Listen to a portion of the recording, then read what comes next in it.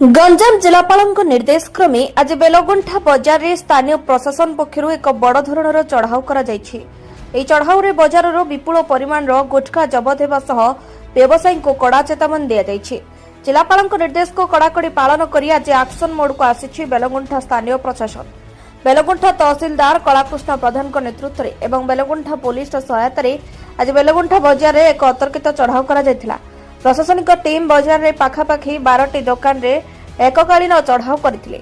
चढ़ाऊ समय दुकानी गुड़िकरू प्राय 2 बस्ता बेआईन गुटखा जबत करा जायछि। या सहित आगामी दिन में बजार में गुटखा बिक्री न करबा पई स्थानीय दुकानी और व्यवसायी को प्रशासन तरफ कड़ा तागिद करा जायछि।